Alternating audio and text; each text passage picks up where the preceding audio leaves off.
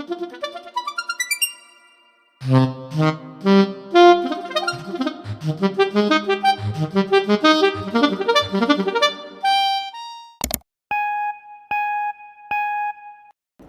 recording. It's cold outside.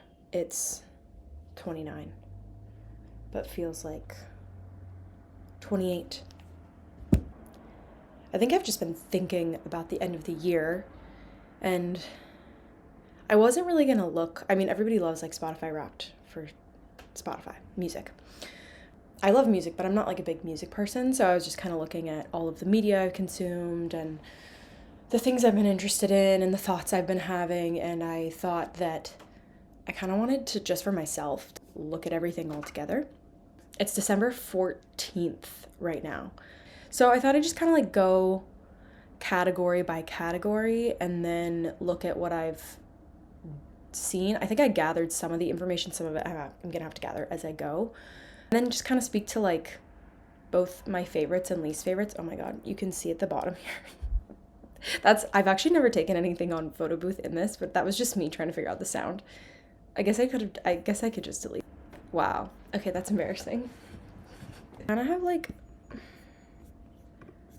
a weird way of looking at this right now, toying with the idea of using Notion more. I use my notes app a lot, and that's where I've kind of documented everything I've seen and heard and done. But I think I'm going to use, I don't know why, I just like the vibe of Google Docs more. It feels more throwback, but I kind of hate Notion. Like, I love it, but I hate it. It's way better than the Notes app, but aesthetically, someone needs to teach me how to use it. Okay, let's start this off with, I think, books. I read 16 books this year, which was more than I thought I was going to read. In my head, my goal was like a book a month. I also read a lot of plays, but I am like not counting those in this because they're so short that it would make it seem like I read so many books, and I think that's unfair. I don't even think that this is all of them. I'm trying to track in Goodreads for the first time. I also kind of hate Goodreads. I don't think I'm going to use this anymore. Yeah, okay, so the book I finished most recently was Demon Copperhead. I really enjoyed that book.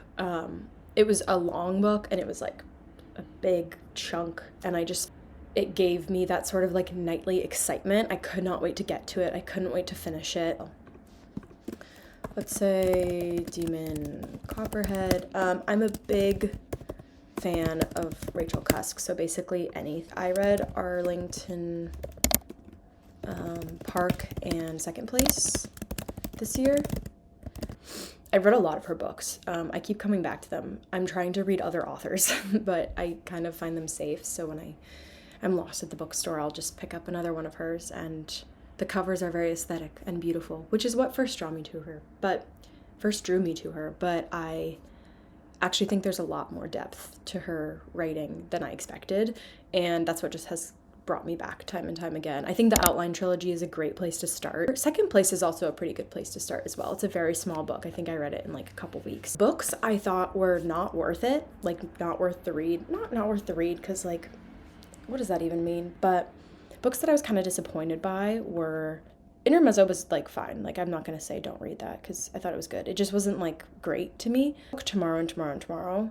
It started and I loved it. And then I'm going to be honest, like it kind of petered out for me at the end. Like the plot I thought just took it started out feeling really raw and interesting. And then it kind of took these turns into some plot devices that I wasn't loving. Big Swiss, I kind of am realizing I like modern books, but sometimes they're like a little bit too poppy. Like people love My Year of Rest and Relaxation. I didn't love that book. I just felt like it was so I'm a depressed woman vibes, which is kind of the media I'm drawn to. So I don't know why I'm not liking those books, but Zadie Smith on Beauty was beautiful. The one my self-help book that I would really recommend to anybody, The Perfectionist Guide to Losing Control. I so recommend this book. Maybe don't buy it from Amazon, but I would say this book and The Artist's Way are like my new life manuals. Those are the pillars. Artist's Way I started like years ago. I've never successfully finished The Artist's Way. I actually don't know anyone who has, but I think that's part of it. Let's get out of books. Let's do movies. Movies. I don't even know if I can put a number for these. Let me be. Okay, Omnilux. When added. I kind of started around, I think maybe The Holdovers is the first one. My favorite movie of this like fall season too, just like this Oscar season, is definitely Anora. I love that movie. It really just hit me so hard in the chest. See, you can tell I gave it 5 stars. I love Sean Baker, but I will say, like, this movie was his best by far that I've seen. For me, personally. Some other people have been like, I love The Florida Project way more. For me, this one, I was just really living in each moment with it, and felt like it spoke about class in a way that wasn't outwardly speaking about class. Yeah, it was just really beautiful. I saw The TV Glow, which is a film, I think it was at Sundance in 2024. I didn't see it when it was in theaters. I watched it on HBO Max. This movie is beautiful. I'd seen it on a lot of trans and non-binary friends, like their social media and them talking about it. The character is obsessed with this old TV show. And the TV show kind of stands for like transition and wanting to be a different gender or person than you are. And when you're in the realm of the TV show, like you are this other being. And it was so honest. It's a little boring at times, depends on how you feel, but I loved Twisters. Had the best time at Twisters. Just exciting. Just everything a summer blockbuster should be. Janet Planet was also a film that I haven't really stopped thinking about. I was kind of bored during a lot of it. Couldn't stop. I also like was on my period during it and was like free bleeding during the movie. So that was an experience for sure. Yeah. Why does it say Call Me By Your Name on here? I saw that movie years ago. Okay, my movies that I could take or leave, or does that even make sense? The new Hunger Games, I thought, was incredibly mid. Everyone told me that I like had to watch Mad Max. It was like cool. Yeah, that's a nice 3. I could do my Letterboxd 4, but I think 3 is nice. I am back with the coffee. Next category, TV shows. I'm a huge TV fan. I'm like addicted to television. You can ask anybody, they'll always be like, hey, have you seen this? And I go, oh yeah, I've seen all of it. Here's my list right now. I'm definitely missing some stuff in here. I don't think that this was a great year for television. I think that the strike really impacted stuff, and we just got a lot of these super big budget things. They want them all to be a Game of Thrones, but a lot of the stuff that actually is succeeding is these smaller things. So yeah, I did really love Shogun. I think the awards and everything are well deserved. I think it's getting a season 2, which feels almost wrong because it was incredibly contained. But it was super interesting, and it kind of scratched that like prestige TV itch I always have. True Detective season 4, I loved that. I've watched season 1 and season 4, which I've heard are the best. The only reality television I watch is Love Island. Obsessed. Yeah, I think my best shows are honestly going to be Love Island. I think it was season 11, but I don't know for sure. America's Sweethearts, the Dallas Cowboys cheerleader TV show. That's on Netflix. That was incredible. I was really, really into it. Only Love Island UK, by the way. Oh my gosh, got it. All Stars plus S11. Oh, Industry season 3 was insane. I'm so excited they're doing a season 4, but that was like, I miss Succession so much, and that's a top rec for me, for sure. Yeah, I'm gonna leave it at that, and if I think of anything, definitely a poor year for TV. I could probably give you 12 shows in a normal year, but these are, let's do theater.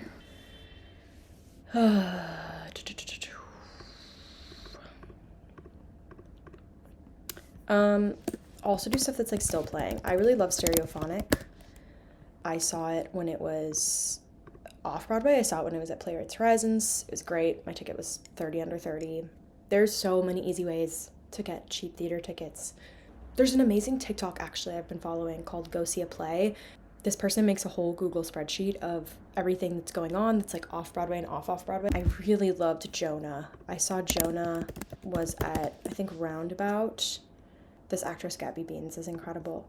It was like 3 kind of vignettes of her in her bedroom, but it was like different times of her life, and then they would weave in and out of one another. I really loved Grief Hotel. Job was really good. Sorry guys, this one's gonna get more than 4. That's definitely gonna happen. Some people love this. I did not love Sunset Boulevard, like, at all. I just wasn't really that into the show. The Outsiders is also pretty fun. I'm gonna put that on here. It wasn't a perfect musical, but it was a great time. I can organize these by Broadway. This was, I guess I saw a Job on Broadway. It's no longer running. Okay, we have theater. Hell yeah.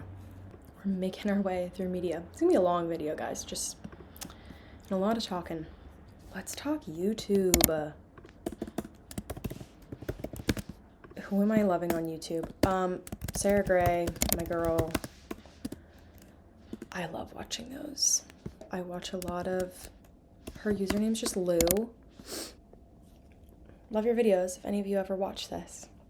I'm trying to cultivate, I wasn't really into YouTube until this year. I think I was just feeling really burnt out. I work in social media, and so I was feeling super burnt out from TikTok, even though I love it, and Instagram.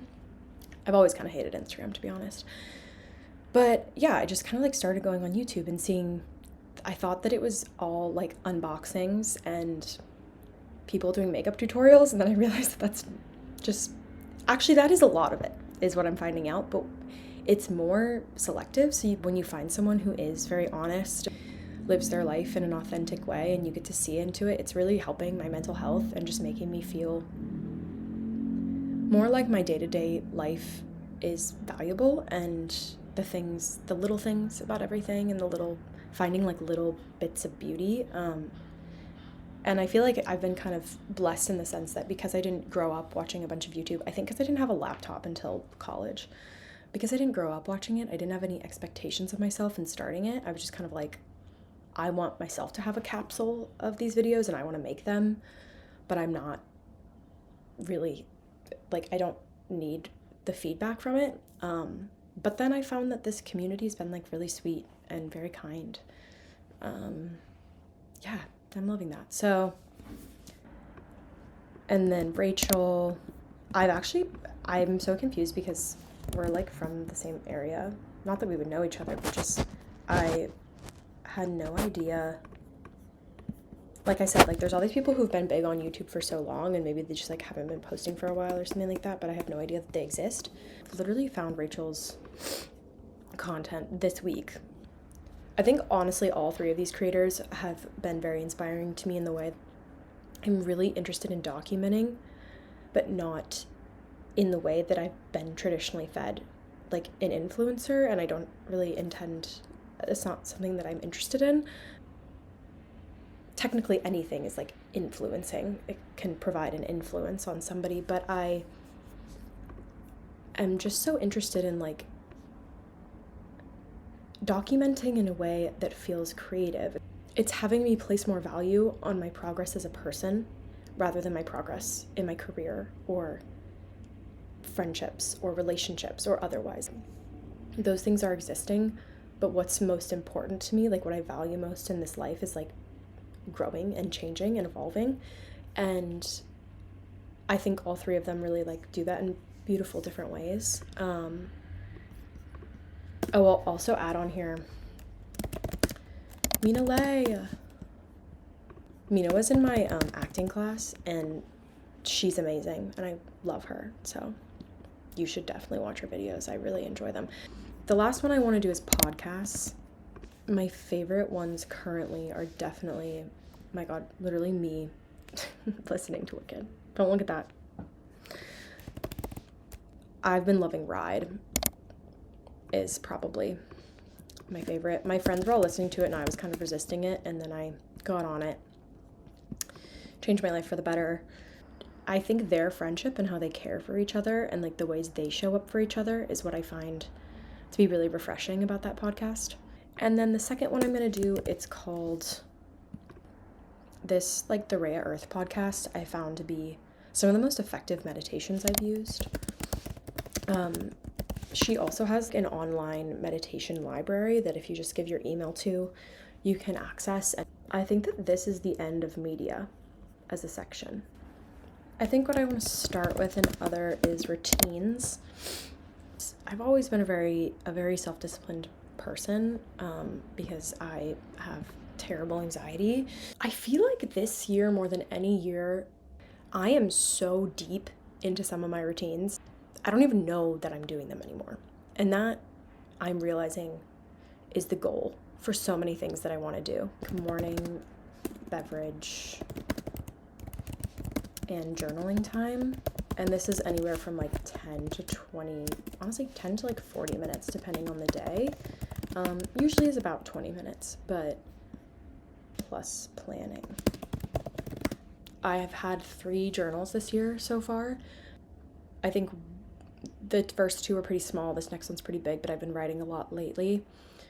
Anytime I'm kind of stuck in a rut on something, like, or I'm just circling around, how do I feel about career? How do I feel about friends? I just start to take notes on it, like I'm in a class. Anything that's bothering me, I write about, any of it. And I just try to let all the gross stuff in there, get it on the page. My other one is I work out for 60 minutes 3 times a week. I have found for myself personally, I really need exercise, and I express a lot of things physically. In adulthood, I feel like people give you a lot of different numbers of like how often you should be working out and whatever. I prefer a really tough workout 3 times a week currently for my schedule. I think there will be times in my life where I'd rather do an easier like 20 minutes of Pilates like 5 times a week or something, you know, like on my floor with a YouTube video. But right now, like, this is what's working for me. This is an achievable thing for me to do. There's rarely a week, except if I'm sick or traveling, that I'm not able to hit that goal. A really funny and random routine I'm gonna add in here is that my dental care, my dental hygiene has gotten very good. I had the worst dental work done all of like December to January of last year and this year. It cost me so much money. It was awful. I was always in pain. I had like 5 cavities filled and like basically a root canal. So good about my dental hygiene. I got a Waterpik flosser, and I do my Waterpik, and then I do my mouthwash. I'm losing my voice here. And then I do toothpaste every night. I think the last one I'll add is like just like cooking for myself. Hyperfixation meals. I wish I didn't like just, attach to a hyperfixation meal, but sometimes finding one that's good. I just make basically the Harvest Bowl from Sweetgreen all the time. Different variations of it, with many toppings, with minimal toppings, whatever I have. But that has allowed me to eat salads a lot more. I really want to get into dense bean salads because I've heard that those are good. Into that. I also have been eating breakfast a lot, which sounds silly, but feels good. I'm not good at the like whole breakfast before coffee thing. I'm trying to be better. For the whole spring, I didn't drink any caffeine other than matcha. Definitely felt a lot less anxious. However, I really miss the taste of coffee. Let's do kind of in the same beauty. I hate calling this beauty. Products? Ew. Products. Whatever that means. We'll see. My favorite planner. I really love the weekly, daily things because I feel like I can put like my tasks and then anything I have planned. I think last year I had a Moleskine version. I don't know, I kind of like the like vibe of this one a bit. So Muji journals are really where I go to for my journals. These are my 3 journals I've had this year. But these ones are the smaller ones. I love this size. I'm actually preferring the slightly larger size though. This is the, whatever that says on there. I'm just finding it like insanely lovely. Like this plus a Muji pen. Just want to put pen to paper. Double cleansing. I just started this month. I'm really liking it. And I do it with the Vanicream cleanser, and that goes after my, I think it's called. And then another thing that I really love doing is a gua sha in the shower. Game changer, because I really want to put a lot of oil on myself, but I want to be able to wash it off pretty immediately. And then I really like the Beauty of Joseon sunscreen. This is my favorite. I wear it like every day. The Soon Young 2X Barrier Cream. This is my moisturizer that I use all the time. I try to keep all of these things at a very low cost. So anything that I can get like a more generic version of. Travel. This is just where I traveled this year. I went to Puerto Rico in, I think, late February. Done a trip to get out of the city in the winter when it's really cold.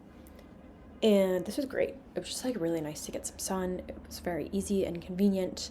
The flights were cheap. I went on one really big trip this year. I haven't been to Europe since literally March 2020. My family planned a trip that was like something my parents have wanted to do forever, to Croatia. That was magical. I highly recommend Croatia. I took a bunch of footage, but I just honestly haven't made the video yet because I kind of wanted to like revisit it when I'm missing it. And then after that, my boyfriend and I went to Italy because we wanted to make the most of paying for flights. So I was gone for like 2 weeks, and in Italy we went to Rome and a small town in Puglia. I definitely want to go back and spend more time in Puglia. I think something I'm trying to remember about traveling is that traveling itself, a big goal and a big accomplishment and a huge privilege. And so some people are going to Europe all the time. Everybody's going to Japan all the time. These things are very expensive. And so it's okay to do that never. It's okay to do that every 3 years, every 4 years, every 5 years. Excited to travel again, and I feel like I know so much more about what I want to do next, but I also don't want to go anywhere in 2025 necessarily, unless like something comes up. Like it feels good to experience something and be like, okay, that was a different place. So okay, I don't really like care that much about this section, but I'm gonna do clothing.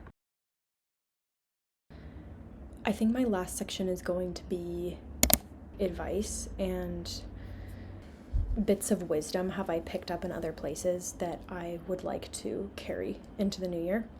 I made a video called A Quarter Life Crisis, and I think I kind of took the pieces of media a lot from TikTok, some like random screenshots of, honestly it was all from TikTok, but some of them were like tweets and like quotes. If you're interested, watch that video. I think that there's a lot of really good advice in there, not from me. These are all things I've gathered. These 4 videos, we can literally just watch them together. How fun. So he was asked, Peter Crone was asked, why are we here? What's the meaning of all this? Why? Why are we here on Earth? And he was like, well, life is here to show us people and circumstances that will reveal to us where we're not free. Period. End quote. And he kind of compared it to yoga, where he was like, people do yoga for the first time and like, man, this is hard. It's, my hips or my back, whatever. And he's like, yoga isn't hard. It's revealing to you where you're not flexible. And you can work on that and you can breathe through that. But it's kind of like the same with your mind. So life will show you the parts of your personality where you're not flexible and where you're stiff or triggered. Yeah, I think I saw this video and it was putting into words something that I'd been kind of gathering from all of the like spiritual, philosophical things that I'm reading and watching and consuming. And And it's just that, like, these things that we bump up against are quite simply showing us, they're a mirror. It's not necessarily like this negative thing. Like she said in the video, like yoga, like being inflexible, like having tight hamstrings is not a bad thing. But you will have those. Like, you're gonna be inflexible in certain areas, and learning how to let go and provide ease in those areas. And I think for me, a lot of those have been external validation and how success looks, and wanting to achieve elements or markers of that. And there's times where I feel more peace towards it and times when I feel more frustration with it, but that's because it's a practice. It's not a goal. Like, it's not like you have to stretch your whole life. Okay, let's do another one.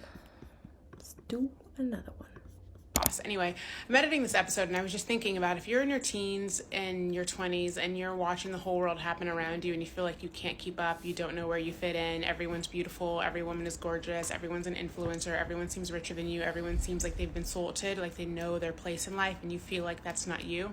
I felt this way for a long time.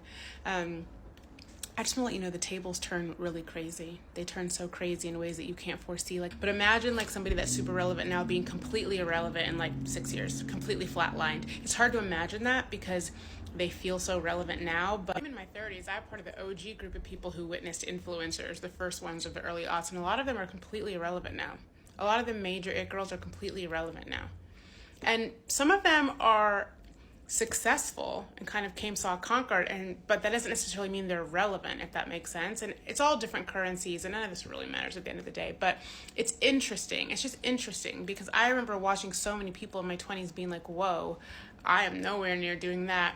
And now I feel very settled in what's going on in my life, but you could have never guessed back then that those people weren't going to matter. And this is beyond just the entertainment business. It doesn't even have anything to do with that or influencing, whatever.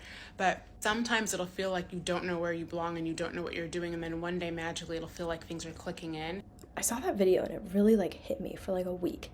Maintaining relevancy is kind of a trap.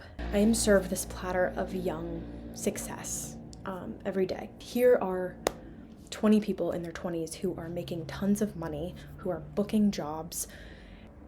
Everyone is either trying to be relevant in some way, if that is their goal, or if they are relevant, it's not like they made it. They have to stay relevant. And I think it just helped me be like, oh, my goal is not to be relevant. My goal is not to have influence. My goal is to align with my values creatively and pursue those. When your radius of awareness is wider than your sphere of influence, stick with me, you're gonna feel powerless. Your sphere of influence is where you... This has really impacted how I interact with the news cycle. Listening to a lot of political podcasts, or just freaking out about climate change, or just feeling really powerless in the state of the world, but feeling like I needed to access more information as a way to make me feel more power, or to like gather things that I needed to know. And I do think that being informed is very important, but you can limit that. You can choose one source and take in that information. One reputable source, take in a bit of information every day. You're not meant to be bombarded by this news cycle. Applied to the news cycle for me, it's actually also really applied to creative work. If I'm taking in all this media, and like I said before, I consume a lot. And a lot of times I'm consuming this stuff and then talking about it with friends, and I'm not putting as much importance on seeing my friends' shows, seeing my friends' work, supporting them. I think it's those three are really good, honestly. I'm going to stick with those three, and then I'm going to read. Okay. This is like a long section, but I'm just going to kind of pick some pieces from it. Oh my gosh. We buy into the admittedly alluring goal of balance because we believe two false promises. The first promise is that life is generally static. Skipping that section. And the second promise is that all your most basic and complex needs, longing, desires could be met in the first place, and that they all could be met simultaneously. Well, reasonably meeting the innumerable social, professional, and familial obligations that result from being a basic contributing member of society. Our contemporary view of balance is based on the notion that your life could ever fit on a to-do list in the first place. The most fulfilled women I know are terrible at being balanced, and I mean truly, iconically awful at it. Women feel an increasing sense of liberation as they age, not because they finally achieved the balance they were searching for, but because they've finally given up on it. The push for increased balance is not a response to the state of women's health. It is a response to the state of women's power. Unfortunately, the implicit messaging works. Women scatter their energy on a wild goose chase to find balance while internalizing their perfectly healthy desire for more as a deficiency in gratitude. Wanting more is healthy. Your desires are real and important, but they do not have to make sense to anyone other than you. I think that's like a good one to end it with. I'll link this weird Google Doc I made. And yeah, this was fun. Thanks for listening to me gab. Thank you so much.